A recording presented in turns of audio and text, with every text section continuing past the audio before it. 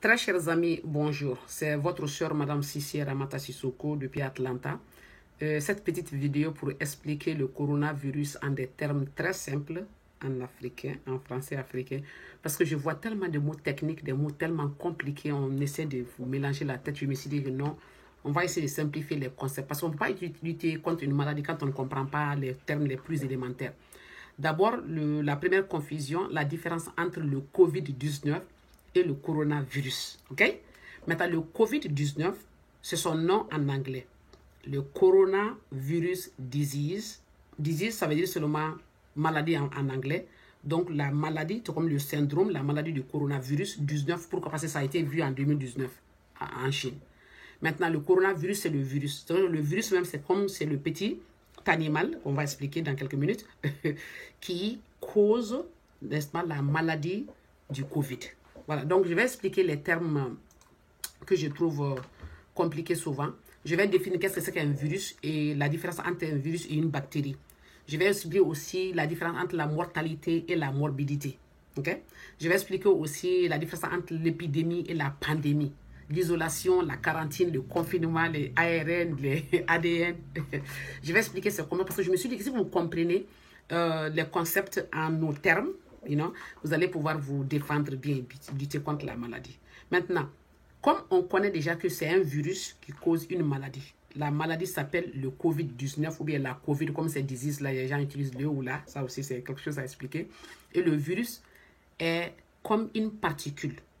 Maintenant, quand vous regardez la définition de la vie a des caractéristiques. Ça veut dire que pour dire que quelque chose est vivant, les scientifiques se sont assis pour dire, voilà, qu'est-ce que nous avons vu sur tous les trucs qui sont vivants. La première des choses, on a vu que les choses vivantes sont composées de cellules, comme la cellule est l'unité de base de la vie. Le virus n'est pas une cellule, donc ce n'est pas vivant. Par contre, si vous prenez les autres caractéristiques de la vie, comme la multiplication, l'adaptation, le virus a tout ceci. Donc, le virus a certaines caractéristiques de la vie, mais comme ce n'est pas une cellule, donc ce n'est pas vivant. Maintenant, comment le virus vit alors? Le virus ne peut vivre que dans l'organisme, que dans une cellule vivante. Donc, ça veut dire que ce n'est pas vivant. Mais qu'est-ce que c'est que le virus? Qu'est-ce que c'est que le virus a qui le rend dangereux? Le virus est composé d'éléments génétiques, des acides nucléiques. Maintenant, ça aussi, vous allez dire, oh, non. Les acides nucléiques, c'est comme ce sont des petites briques. Quand vous regardez l'être humain, vous prenez la cellule qui est l'unité de base de la vie. La cellule, là, c'est comme si c'est une petite brique. Quand tu mets toutes les briques ensemble, ça devient l'organisme, n'est-ce pas? Donc, c'est une cellule, c'est l'unité de base. Cette cellule a un noyau. C'est comme si tu prends la mangue a un noyau, non? Ce que tu ne manges pas dedans, voilà, c'est le noyau. À l'intérieur du noyau, même pour la mangue, quand tu ouvres, tu vois quelque chose dedans, non? La chose qui est dedans le noyau de la mangue, cette chose, ça s'appelle l'ADN, c'est comme c'est le code génétique. C'est comme c'est des petites briques que l'organisme utilise pour construire des murs. Et quand tu mets beaucoup de murs, tu mets un toit, ça devient une maison, non? Donc, le virus n'a pas de machine pour construire. Le virus est obligé d'infecter une cellule vivante dans la cellule, d'utiliser la machine que la cellule utilise pour se construire, pour construire lui-même, se multiplier beaucoup de fois, envahir l'organisme, dépasse la capacité de l'organisme et rend la personne malade jusqu'à ce que tue la personne. Maintenant, vous allez vous demander qu'est-ce que la différence entre une bactérie et un virus. La bactérie est vivante parce qu'elle est composée de cellules. Il y a des bactéries unicellulaires et multicellulaires parce qu'il y a des bactéries qui sont une seule cellule et d'autres sont beaucoup de cellules. Donc, le virus est 100 fois plus petit que la bactérie. Ça peut même rentrer dans la bactérie pour infecter la bactérie, rendre la bactérie même malade comme ça nous rend malade. Donc, la bactérie et le virus sont deux choses différentes. Maintenant, on parle de la mortalité. Ça veut dire le nombre de gens qui meurent quand ils tombent malades. Quand ils prennent, par exemple, le palu atteint à peu près 28 millions. Okay? 228 millions, disons. 200 et quelques millions d'habitants au monde. Parmi lesquels, on a à peu près 0,2% de mortalité. Ça veut dire que chaque 1000 personnes, il y a 2 personnes qui sont tuées par le palu. Par contre, quand tu prends le coronavirus, le COVID-19, tu prends 1000 personnes, il y a à peu près 50 personnes, jusqu'à 100 personnes qui peuvent, jusqu'à 10% de mortalité. C'est très élevé, c'est pourquoi ça nous fait peur. Parce que généralement, quand il y a une maladie, il y a un nombre de gens qui meurent quand ils tombent malades. Donc, quand c'est beaucoup, les gens s'inquiètent. La deuxième chose, il y a 2 groupes de maladies. Il y a des maladies dont on connaît les causes et on connaît les remèdes, c'est qu'on connaît le médicament. Maintenant, le coronavirus, on connaît que c'est un virus, mais le Covid, là, on ne connaît pas comment traiter. C'est pourquoi on dit aux gens de faire attention. Maintenant, vous allez voir, ils vont dire que oui, celui-là, il est en isolation, l'autre en quarantaine, l'autre en confinement. Quelle est la différence entre les trois? L'isolation, quand on trouve que la personne est malade, on regarde son sang, on regarde qu'il y a le virus dedans. C'est-à-dire qu'il est positif, on l'isole pour qu'il ne donne pas sa maladie aux autres. Par contre, quand, par exemple, cette personne a été exposée, c'est ton frère ou ton cousin, vous avez causé ensemble, ils vont dire, ah, comme lui, il est malade, toi aussi, peut-être tu as la maladie, on n'est pas sûr, on te met en quarantaine. On te met de côté pour voir est-ce que tu es positif ou négatif. À la fin de 2 semaines, qu'on appelle la période incubatoire, c'est-à-dire que la période d'incubation, ça veut dire que la période où le virus prend pour qu'on sache si vraiment tu es malade ou pas.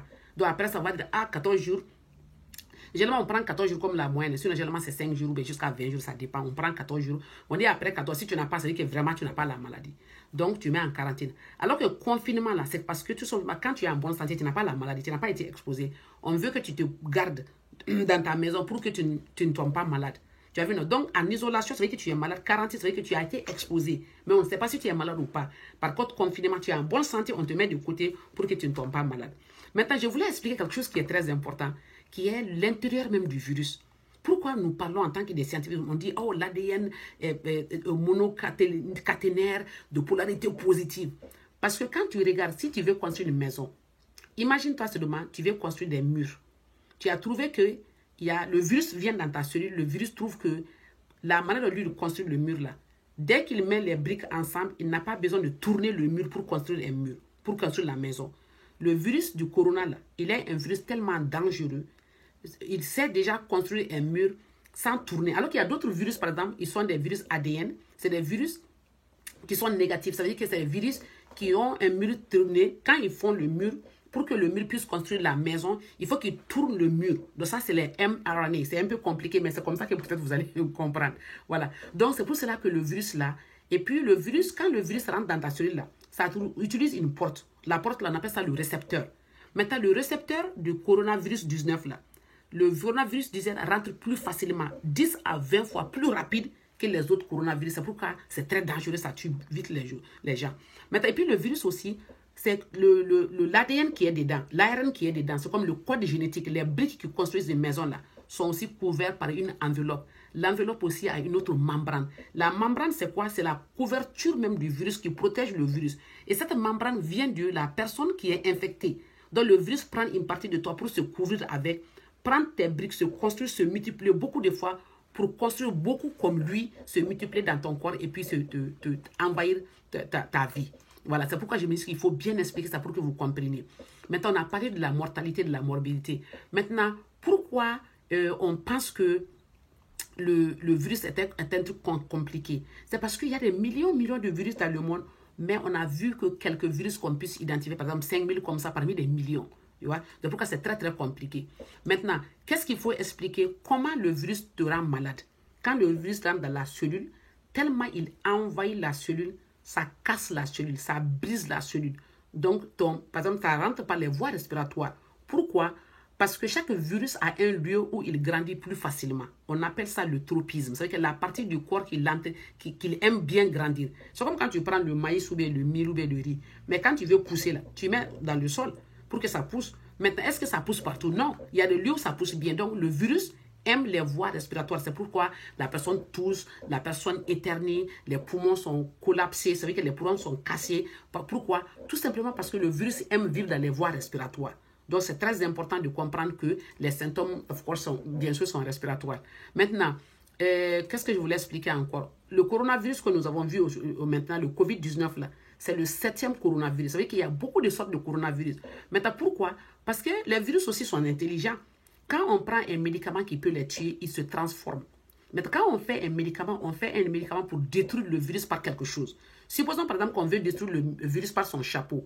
On fait le médicament qui peut casser les chapeaux. Le virus aussi fait une mutation, c'est-à-dire qu'il change sa forme pour enlever son chapeau pour que la prochaine fois, quand on donne le médicament ne puisse pas guérir la personne parce que le médicament ne peut pas tuer le virus qui n'a pas de chapeau.